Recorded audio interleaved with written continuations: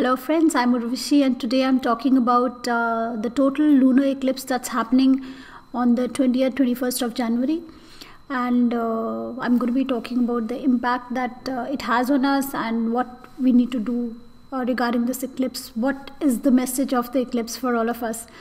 So before I start, for all those who haven't subscribed, remember to subscribe, remember to tap the bell icon, and only then will you get any kind of notifications for any uploads that I do.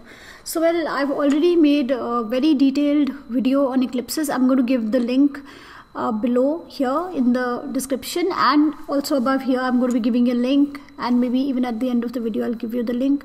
So if you want to really know why these eclipses occur according to mythology, what it means in mythology, or what it means astronomically, you will understand better why these eclipses occur or how these eclipses occur.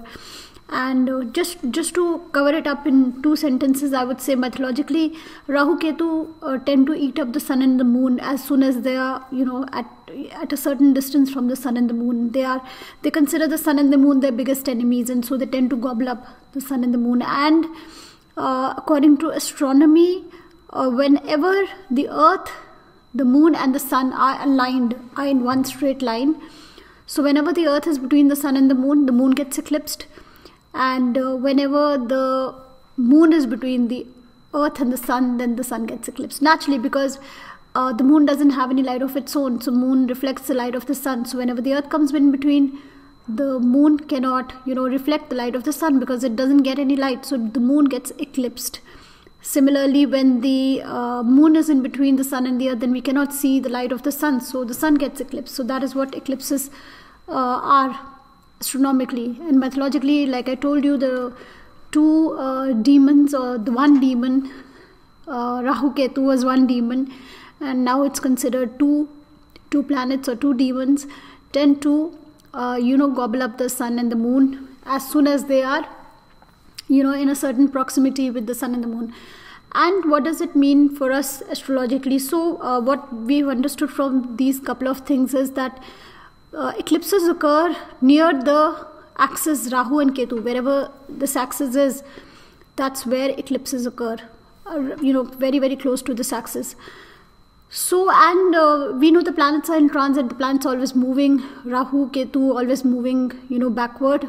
And right now Rahu is in Cancer, Ketu is in Capricorn. In March, Rahu is moving to Gemini and Ketu will be moving to Sagittarius.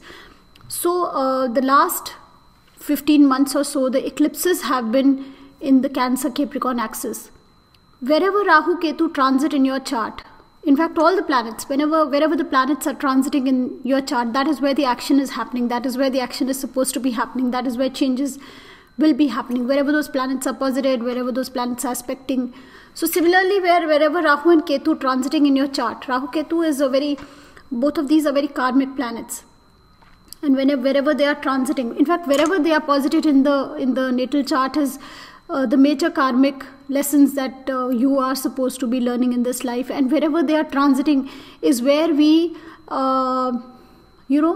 where that is how our karma needs to be unfolded. That is the action we need to be taking regarding our long-term plans. So in order to achieve our long-term plans or things that are planned for us, or destiny has planned for us, is unfolded according to the movement of these planets. So Rahu and Ketu, wherever they are right now in your chart, whichever axis it is, that is where the action should have been by you in the last 18 months or so. And the eclipses are a reminder. The eclipses give us strength. The eclipses sometimes act like a doorway. Sometimes these eclipses, they will make you do things that you will not feel that you're capable of, things that you have been procrastinating quite a bit. So when Rahu and Ketu come over those particular houses, that particular area of your life, and then the eclipses start happening in that area of life, is when you sometimes will gain the strength to do it, or you will have to do those things that you have been procrastinating, things that you have been avoiding. So you will maybe have to do those things, or you will get the strength to do those things, or that is the right time to do those things, or things will just be forced upon you. If we do not then take action, then things will just be forced upon us. So it is the right time to take action regarding those houses. That is the basis of eclipses. So the eclipse, this is the last eclipse in Cancer for now.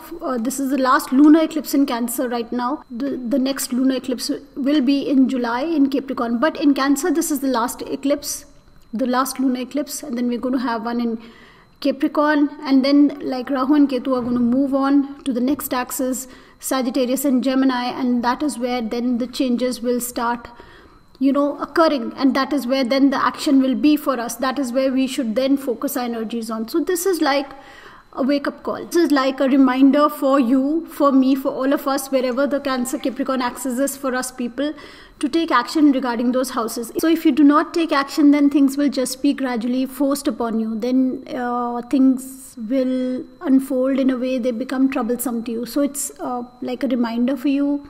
It's a wake-up call, especially now since it's a lunar eclipse, because the lunar means moon, of course. The moon gets eclipsed, and the moon is our happiness, our mind. It's a significator of the 4th house, the home, the mother.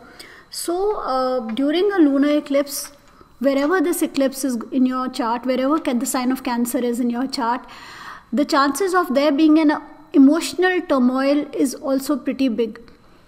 So like, you can identify where in your chart the sign of Cancer is. Like if it's in the 3rd house, it could be a sibling going away. The 4th house, of course, is again the mother. The 4-10 axis would be the mother. The 3-9 axis could be the father or a sibling. The 5-11 axis, of course, again could be children, or you know, elder siblings, or your network circle. Somebody from there moving away, which may give you some kind of an emotional turmoil momentarily. Or like I said, again, like you can, you know, if it's the 1st, 7th house, it could be your spouse, or it could be yourself. It could be you not putting in the right effort. If you're a Cancer ascendant, maybe it's a wake-up call for you to wake up and do something about your life. Again, it could be the 6-12 axis, and that would be somebody from your maternal side, a maternal uncle, a maternal aunt, somebody moving away. So leaving an emotional vacuum for you for the moment. So it could be related to somebody moving away. It could be related to like a wake-up call. You probably will, once you have identified where this axis is, you probably will understand what things you are supposed to be doing regarding that axis, and things that you have procrastinated, so much so that I've seen if it's in the 2nd and the 8th house, whenever this axis comes in the 2nd and the 8th house, and whenever there are eclipses there, I've even seen people who have procrastinated surgeries for a long time have had to undergo, or have made decisions then to undergo that surgery in that 1 year. So I'm not saying that we should take some kind of an action during an eclipse. During an eclipse and a few weeks prior and a few weeks after the eclipse, I say we should, continue doing our routine work, not do anything drastic, not do anything different, because then there's a lot of static in the air. There's a lot of energy in the air. The ideas that were in our minds at the time of a new moon, get manifested during a full moon, during that point of time. So when the sun and the moon are opposite each other, okay, and now there's a point when the earth is in between, and suddenly there's a full moon and there's also an eclipse. So of course we are going to have this lunar eclipse on the 20th, 21st, and we're also having a full moon along with that. So this was actually the point of time where we would have got results of the ideas that were sown in our minds during a new moon. So this was the time of achievement, of growth. And then we got this eclipse. Then we're going to get this eclipse. Means something that we were expecting is not going to be the way we've been wanting it to be. And those things that we were expecting, that happiness that we were thinking that we're going to get by this thing getting fulfilled, is going to be eclipsed, because moon is also a happiness, our mind. So the moon getting eclipsed in that house could also signify something that was to happen regarding that house. You may suddenly feel that is not happening, or somebody may just be going away, whatever your expectations were, because it is a full moon, the culmination of the manifestation of your ideas, where you were supposed to be getting results. So it could be the going away of somebody, it could be the sudden results, unexpected results that you were supposed you were supposed to get certain results, but you got certain other results which are not making you happy, and there are certain action that you need to do regarding those things. So you can, by identifying the Cancer Capricorn axis in your chart, identify which areas of your life you need to take certain action to bring about positive changes in your life. So this is what a lunar eclipse is about. It also, sometimes these eclipses, like I said, they give you unexpected strength. They make you do things that you may not have thought were possible otherwise. Like I was just saying, ki I've seen people agree to undergo surgeries, things they procrastinated for a while. I've seen people agree to do unexpected things that they would not have otherwise thought of whenever this axis came at a certain sensitive point in their chart. So during the eclipse, a few days before, a few days after, it's there's a lot of energy in the air, because remember, it's a full moon, and the full moon has come out of an eclipse. So this is a very, very strong energy with a lot of, like, a booster dose of energy in the air. So at that time, it's not recommended that you make any major changes, that you take any major decisions, but it's time to contemplate. It's time to contemplate the situation wherever this axis is and whatever you have in mind, and you probably already know what I'm talking about. It's time to decide, and it's time to move on. If it's in the 410 house, it could be your profession, it could be your home, it could be your happiness, something related to your mother, something related to property. So depending on where this axis is falling, there could be certain relationships, or there could be certain unfinished business that you need to take care of, where you are getting unexpected results. It could be unexpectedly good, and even then you're not doing the right action. It could be unexpectedly bad, and you still are not taking the right action. And if you now don't take the right kind of action, whatever it may be, you're going to get it's going to be like a wake-up call. This is a wake-up call for you already. So wherever this axis is, look at those areas of your life, and this is the last and final call. After this, like I said, there are not going to be any more eclipses in lunar eclipses in Cancer for a while. After 8-9 years again, then we will have Rahu in Capricorn and Ketu in Cancer, and then the eclipses will come back into this axis. So that will be 8-9 years from now. Now is the time to sort out this energy. Also, since it's in the sign of Cancer, I also feel this is an emotional time. It has been, what I've seen in the last year or so, this has been a very emotional time for many of us. So it's also dealing with our emotions.